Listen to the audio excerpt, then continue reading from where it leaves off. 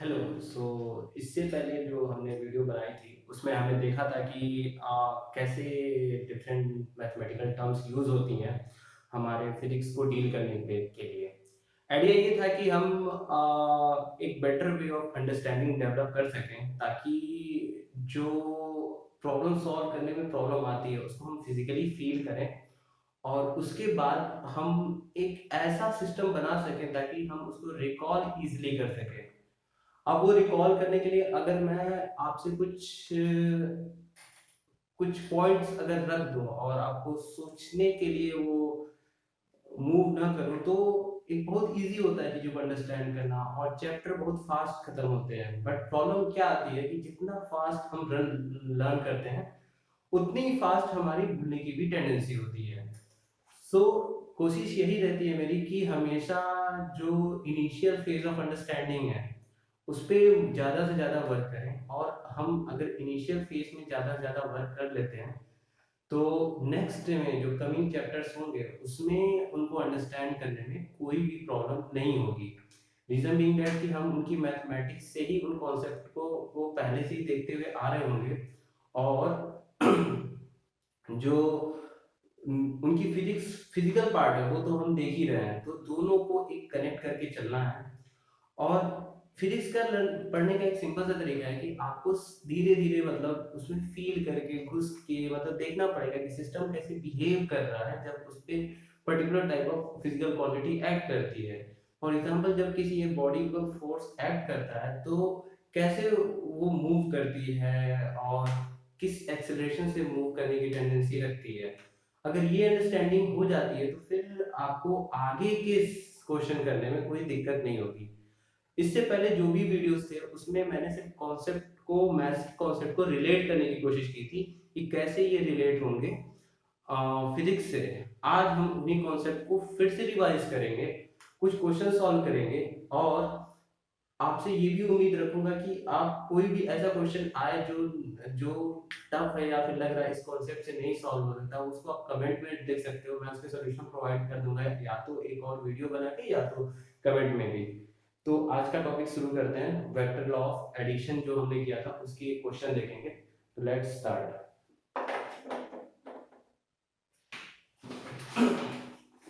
तो इस क्वेश्चन में क्या है कि two vectors having equal magnitude having theta between them और उनके हमें रिजल्टेंट निकालना है। ठीक है, आसान क्वेश्चन है। इसमें ड्रॉ कर लेते हैं। तो लेट्स क्वेश्चन नंबर 1। इसमें एक वेक्टर है ए मान लेते हैं उसको, दूसरा वेक्टर है उसको भी ए मान लेते हैं और उनके बीच में थीटा है। इसका रिजल्टेंट पूछा है। ठीक है, अब इसका रिजल्टेंट निकालने के लिए सिंपल सिंपल जो फॉर्मूला हो जाता है वो हो जाता है under root a square plus a square plus 2a cos theta. ठीक है, इसको निकाल के सीधे फॉर्मूला निकाल सकते हैं और हमें रिजल्ट मिल जाएगा कुछ ऐसा। ये हो जाएगा ए 2a square plus 2a cos theta. ठीक है, टू ए स्क्वायर को कॉमन ले लेते हैं, 2a स्क्वायर कॉमन ले लेते हैं तो 1 प्लस कॉस थीटा हो जाता है। अब यहाँ कॉस थीटा की एक प्रॉपर्टी होती है जो ऐसे देख सकते हैं, cos A plus cos sorry, जब एंगल ऐड होते हैं कॉस में तो cos A plus cos B equal to equal to equal to equal to cos A cos B minus sin A sin B। ठीक है, cos A cos B sin A sin B। अब suppose अगर एक छोटी सी trick है कि अगर आपको भूल जाए या प्लस होता है कि माइनस, तो एक अंडरस्टैंडिंग है कि जब भी cos का थीटा इंक्रीज होता है तो उसकी वैल्यू डिक्रीज होती है हमेशा। जैसे cos 0 की 1 होती है, cos 90 की 0 हो जाती है, तो ये भी अंडरस्टैंडिंग या निगेटिव होगा। ठीक है, दोनों की एक ही इक्वल टू बी करते हैं तो ये आ जाएगा आपका cos स्क्वायर ए माइनस साइन स्क्वायर ए, जिसको हम 1 माइनस साइन cos में कन्वर्ट कर देंगे तो cos 2a ये बराबर हो जाएगा 2 cos स्क्वायर ए माइनस 1 और 1 को इधर ला देंगे तो 1 प्लस cos 2a ये बराबर हो जाएगा 2 cos स्क्वायर ए, ठीक है। इसको यहाँ पुट कर देंगे तो ये हमारा आ जाएगा under root 2 A square 2 a square into 2 cos square A theta by 2, ठीक है। अब सिंपल इसका रिजल्ट निकलेंगे तो ये आपका सिंपल आ जाएगा, सॉरी अंडर रूट हट जाएगा, और ऐसे ही अंडर रूट हट जाएगा, हम देखेंगे कि ये आ जाएगा 2 2 आ जाएगा, 2 बार आ जाएगा, 3 आ जाएगा cos थीटा बाई 2, ठीक है। तो ये रिजल्टेंट तब होता है जब दो वेक्टर एक ही थीटा पे ऐड होते हैं। इसी तरह हम लोग नेक्स्ट क्वेश्चन में सॉल्व करेंगे। इसमें हमने मैथ्स का भी कॉन्सेप्ट देखा कैसे है, मैथ्स के भी क्वेश्चन को फॉर्मूले को रिवाइज करने की कोशिश करेंगे, बिकॉज अगर एक ही मैथ्स की कैलकुलेशन आपके फिजिक्स को भी हेल्प कर सकती है। छोटे मोटे सिस्टम सही रहते हैं याद करने के लिए, कई बार भूल जाता है माइनस प्लस, तो एक मैंने ट्रिक बताई कि cos थीटा जब भी इंक्रीज होता है तो उसकी नेट वैल्यू डिक्रीज होती है, तो ये माइनस होगा, और तो आपको कुछ तो याद रखना ही पड़ेगा। तो इसी तरह नेक्स्ट क्वेश्चन लेते हैं।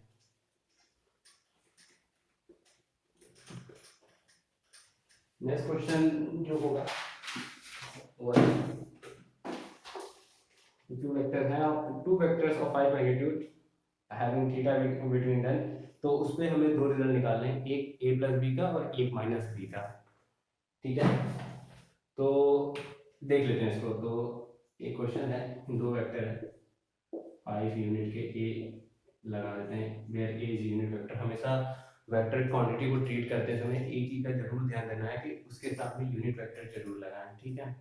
अगर नहीं लगाएंगे तो आपको ये ट्रायंगल की तरह दिखने लगेगा, ये है नहीं, तो ये इनके बीच में 60 डिग्री है, तो a प्लस बी, ठीक है। a प्लस बी का जो फॉर्मूला था वो हमने बताया था, सिंपल सिंपल आपका आ जाएगा, ये अंडर रूट हो जाएगा a square plus 2a cos theta, ठीक।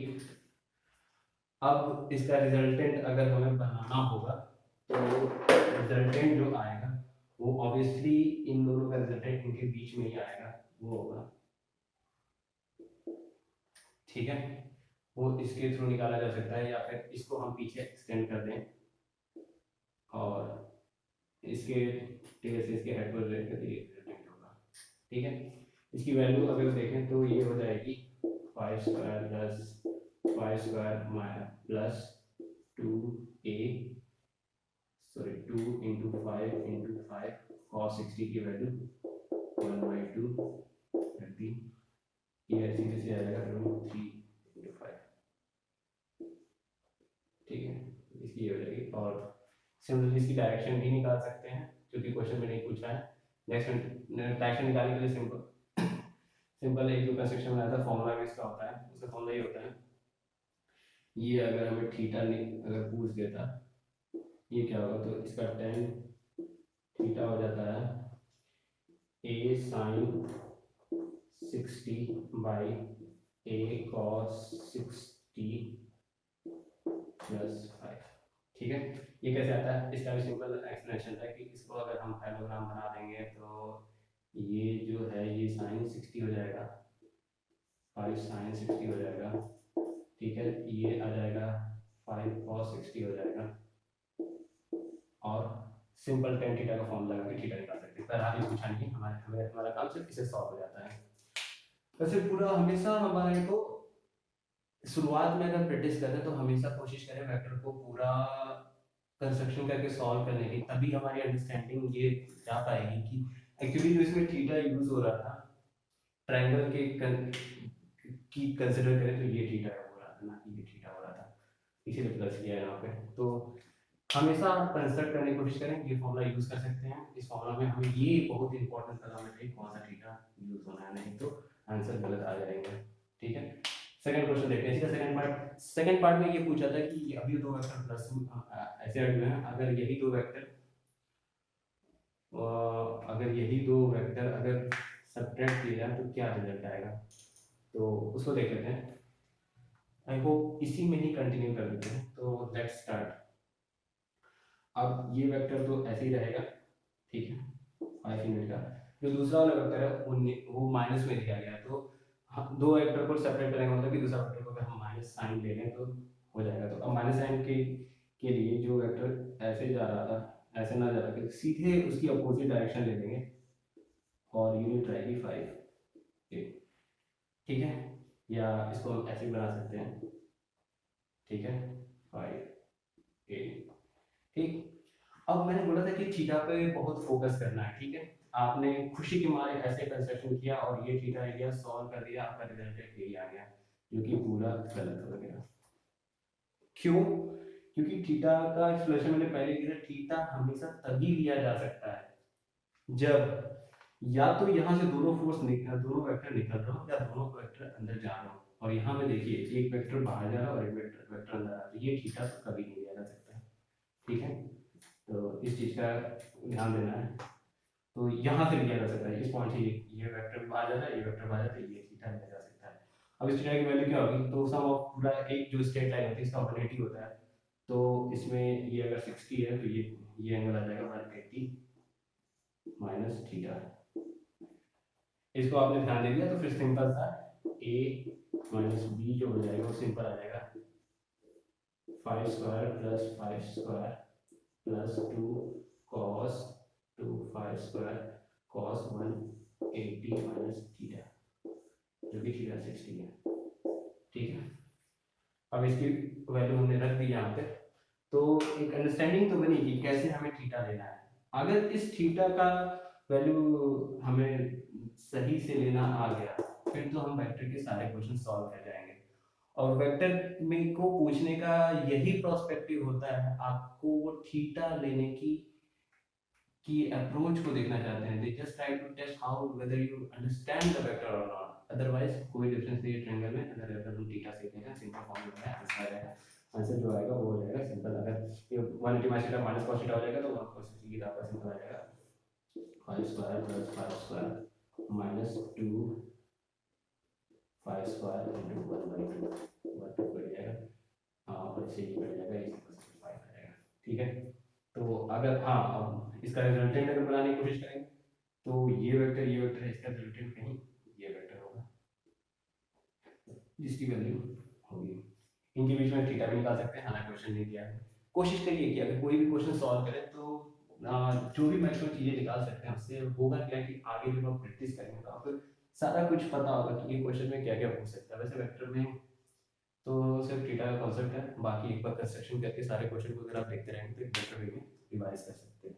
आइडिया यही है कि आपको एक फील दिला देना कि कैसे क्वेश्चन सॉल्व होते हैं, और अगर उसी प्रैक्टिस को आपने कंटिन्यू रखी तो आप एक बेटर रैंक और बेटर सॉल्यूशन को फाइंड कर सकते हैं। स्पीड भी बढ़ जाएगी अगर आपने इस क्वेश्चन को 2-3 बार सॉल्व कर दिया, सेम तरह के क्वेश्चन को, फंडा यही के कॉन्सेप्ट अगर क्लियर है तो फिर कोई भी क्वेश्चन आ रहा है तो आप उसको सॉल्व कर लेंगे विदाउट एनी प्रॉब्लम। तो अगर शुरुआत में टाइम लग रहा है, कंसेप्शन में लग रहा है, तो दीजिए टाइम, वो आपकी निगेटिव वर्क डन है जो फाइनल में आपको होगा। अच्छा निगेटिव वर्क डन से कॉन्सेप्ट है, आगे क्वेश्चन देखेंगे क्या होता है।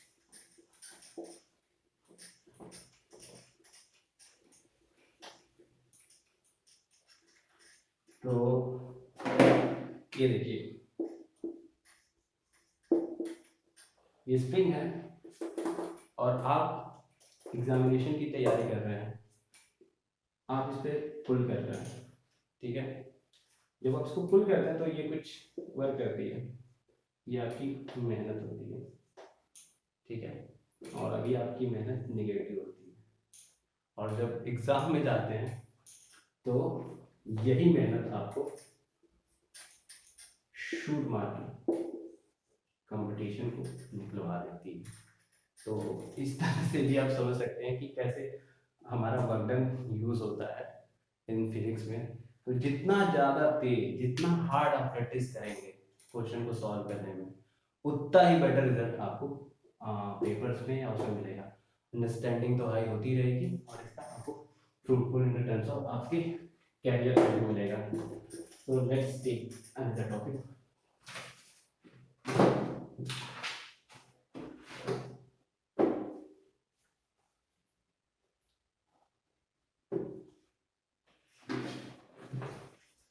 इसमें क्या है, इसमें हम लोग डॉट प्रोडक्ट का कॉन्सेप्ट लेते हैं। हाँ चलिए, नेगेटिव डन का एक और कॉन्सेप्ट वो देते हैं।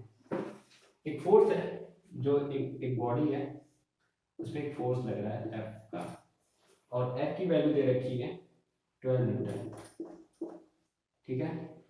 और पार्ट ये ऊपर डायरेक्शन लग रहा है, तो हमने इसकी ऊपर डायरेक्शन बना रखी है, और पार्टिकल जो आ रहा है वो नीचे आ गया, ये आ गया 2m। तो वर्क डन पूछा है। तो पहले तो ये प्रॉब्लम है कि यार फोर्स अगर ऊपर लगा तो ऑब्जेक्ट नीचे कैसे आया है, ठीक है। ये एक अजीब सा सिस्टम है, और ये हमें बड़ा वो लगता है, ऑड सा लगता है कि मतलब how is possible that we are applying force in one direction but object is coming. तो ऐसा रियल लाइफ में भी होता है। रियल लाइफ में ऐसे होता है कि जब हम अपनी बुक्स को टेबल से उठाते हैं तो हम तो पॉजिटिव वर्क करते हैं, लेकिन जो ग्रेविटी वर्क करता है वो निगेटिव करता है। तो ग्रेविटी हमेशा निगेटिव फोर्स नीचे लगाता है, तभी ये बुक ऊपर उठती है। तो ये केस देख सकते हैं कि कब ऐसा होता है। अच्छा, इसमें फोर्स ऊपर लगा, ऑब्जेक्ट नीचे आया, अब वर्क डन निकालना है। तो जो वर्क डन का फॉर्मूला होता है वो होता है F डॉट डी, ठीक है, फोर्स डॉट डिस्प्लेसमेंट, और इसको और लिख दें तो F into D cos theta, ठीक है। इन दोनों वेक्टर को बना लेते हैं वेक्टर फॉर्म में। ये है F, sorry sorry sorry sorry sorry sorry sorry, ये है डी, ये है F, इनके बीच में जो थीटा है 180 डिग्री का है, और जो हम निकालेंगे ये हो जाएगा 12 इंटू 2 इंटू 1/, कॉस 180। कॉस 180 की वैल्यू -1 होती है, तो ये आपका हो जाएगा -24। ये सारे है तो ये स्टैंडर्ड यूनिट में आता है, ये आ जाएगा जूल में आएगा, क्योंकि सारे उसमें थे। तो जो मेन पॉइंट था इसमें, वेक्टर को पहले बोला कि वेक्टर को अंडरस्टैंड करना तो हमें थीटा पे ही फोकस करना होता है। अगर एक बार थीटा फोकस हो तो क्वेश्चन सॉल्व करने में कोई प्रॉब्लम नहीं आती है। ये एक ऐसा केस था जिसमें हम पुल कर रहे थे और जो ऑब्जेक्ट मूव हो रहा था दूसरे डायरेक्शन में मूव हो रहा था, ठीक है। तो ये है। ऐसा एक जगह और भी होता है, उस केस को भी देख लेते हैं। वो होता है स्प्रिंग में। स्प्रिंग का जो केस होता है वो होता है ऐसा, इसको जब हम इधर पुश करते हैं तो ये यहाँ मूव होता है, ठीक है। हमें लगता है कि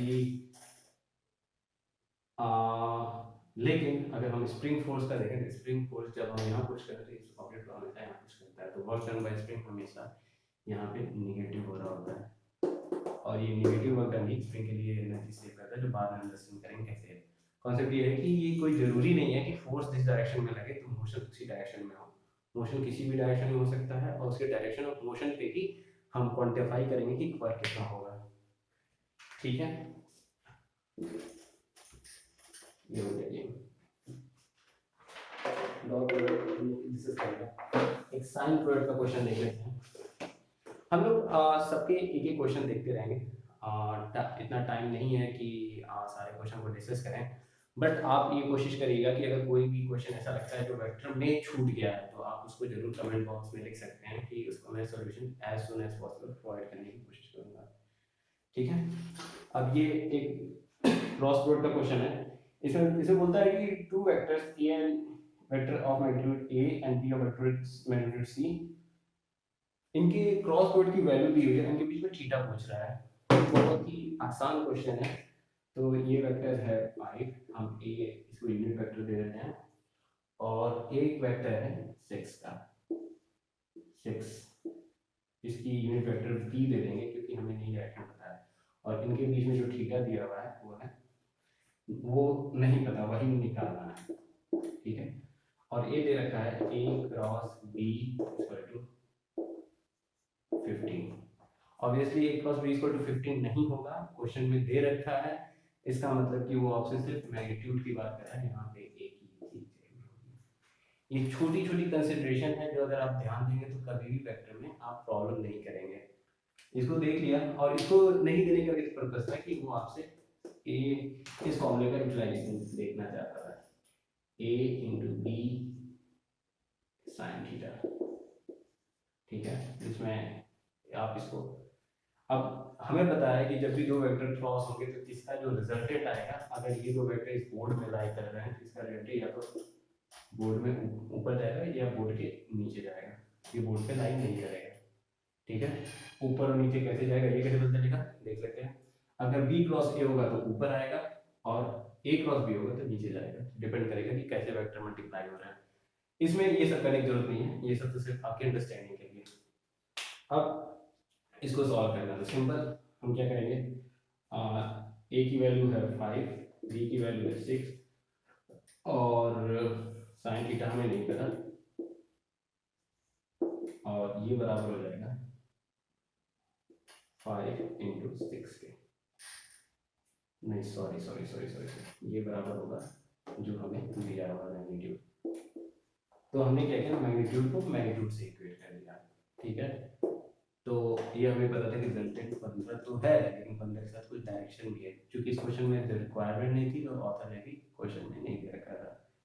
तो लेकिन आप बना के हमेशा चलेंगे कि हमेशा इसकी डायरेक्शन होती है, कभी कभी ये बहुत ही इंपॉर्टेंट हो जाता है क्वेश्चन सॉल्व करने में, और कभी कभी मिस्टेक भी हो जाती है। आप अगर वेक्टर नहीं ले रहे हैं तो आप हमेशा वेक्टर को स्केलर की तरह या वेक्टर को ट्रायंगल की तरह डील करने लग जाते हैं, और उससे क्वेश्चन गलती बहुत होती है। अब इसको जैसे ही हो गया तो ये आपका हो जाएगा साइन थीटा, जो हो जाएगा 550 इंटू 5 इंटू 6, ये आपका हो जाएगा 5 3 जा 3 2 जा, ये हो जाएगा 1/2, तो थीटा बराबर हो जाएगा 30, ठीक है। इस तरह से क्वेश्चन सॉल्व कर सकते हैं, बहुत ही इजी से क्वेश्चन सॉल्व होंगे। और एक बार बस वही है कि हमें इस थीटा को अंडरस्टैंड करना है और इसको ध्यान देना है कि थीटा कैसे लेना है दो वेक्टर के बीच में, और क्या है। चलिए, ये हो गया क्रॉसवर्ड। एक क्वेश्चन हम डिस्कस करते हैं मैक्सिमा और मिनिमा का। एक वीडियो मैंने दिया था जिसमें मैक्सिमा मिनिमा को सिर्फ मैंने ग्राफ के टर्म में एक्सप्लेन किया था, और वो भी इस तरह से एक्सप्लेन किया था कि अगर स्टूडेंट भूल जाए कि कैसे मैक्सिमा मिनिमा कैलकुलेट करते हैं तो उस केस में भी वो कैसे रिकॉल कर सकता है। आइए क्वेश्चन देख लेते हैं उस पर।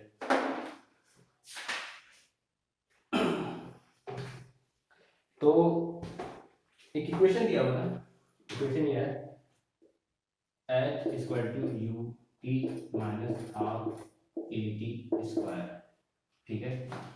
अब इस इक्वेशन में बोल रहा है कि जहां a जो g के बराबर 9.8 मीटर, स्टूडेंट, ये इक्वेशन होती है जब बॉडी को हम ऊपर थ्रो करते हैं तो कैसे हाइट अचीव करती है, ठीक है। ग्रेविटेशन नीचे लग रहा है, माइनस ही लगा है।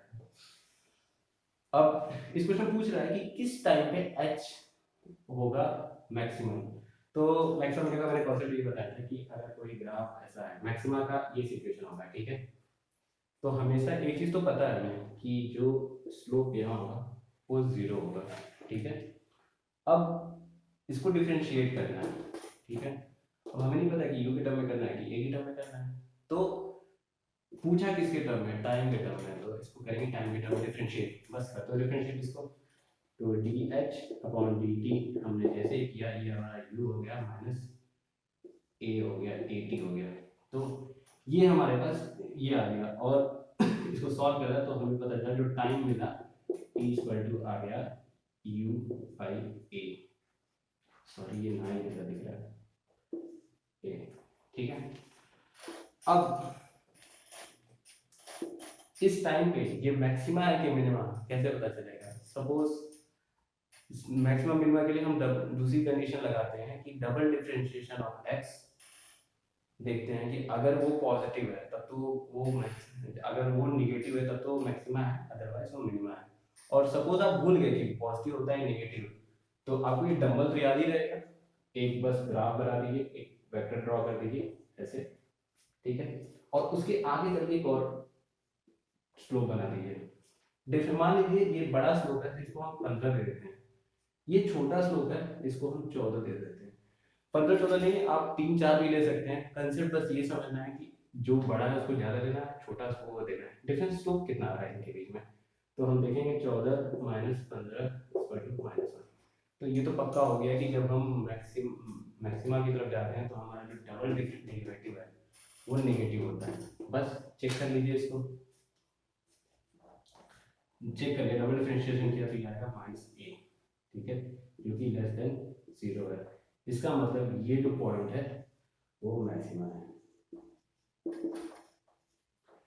देखा, तो आइडिया ये था कि यू शुड अंडरस्टैंड कि how we can take the different elevation and to point and understand कि how double differentiation result will be if we are going to achieve maxima. ये हमें ये बताएगा कि जब हम डेरिवेटिव और डेरिवेटिव लेंगे तो मैक्सिमा की कंडीशन क्या होना चाहिए। बस हमें दो चीज याद रखना है, मैक्सिमा है तो ऐसा कुछ ग्राफ होगा और मिनिमा है तो ऐसा कुछ ग्राफ होगा, ठीक है। मैक्सिमा है और हम भूल जाते हैं कि क्या होगा डबल डेरिवेटिव, या तो आप याद रखें तो मच बेटर है, भूल गया तो हमेशा एक वो बना सकते हैं ज़्यादा और उसके बाद उससे थोड़ा सा कम, और इसको ज़्यादा वैल्यू, जब ज़्यादा ज़्यादा वैल्यू दे दिए, मान लीजिए 5 दे दिया, इसको 4 दे दिया 5, तो 4 माइनस 5 -1 आएगा तो निगेटिव होगा, ठीक है। इस केस में देख लेते हैं, अगर पूछ लेता है कि कब मिनिमा होगा तो इसमें डबल मिनिमा की कंडीशन क्या होती है। अब इसको जब आप पढ़ते हैं तो लगता है कि अरे यार ये क्या चीज़ बोलेगा, बट बिलीव करिए जब आप पेपर में बैठते हैं और दो ऑप्शन दिखता है तो बहुत ज़्यादा डाउट ये रहता है कि हम इस चीज़ को भूल जाते हैं। तो उसका जुगाड़ है कि आप ये यहाँ भी मैंने बना दिया, एक थीटा बना दिया और ये बना दिया।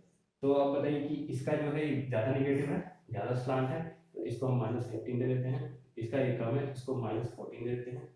तो -14 माइनस ऑफ -15 ये क्या आ जाएगा 1। तो डबल डेरिवेटिव अगर पॉजिटिव है तो हमारा होगा मिनिमा। तो ये चीज़ अगर आप दिमाग में लगा के क्वेश्चन सॉल्व करते हैं तो आपके most of the question solve हो जाएंगे। मैक्सिमम मिनिमा के लिए कोई भी डाउट हो आप सॉल्व कर सकते हैं। इसमें एक ही था, आप डायरेक्ट पुट कर सकते थे अगर ये क्वेश्चन एग्जाम में आता, but understanding point of view से अगर आप इसको लेके चल रहे हैं तो कोई भी कॉम्पिटिटिव में कोई सा भी क्वेश्चन आपसे नहीं छूटेगा मैक्सिमम मिनिमा का, ठीक है। Thank you.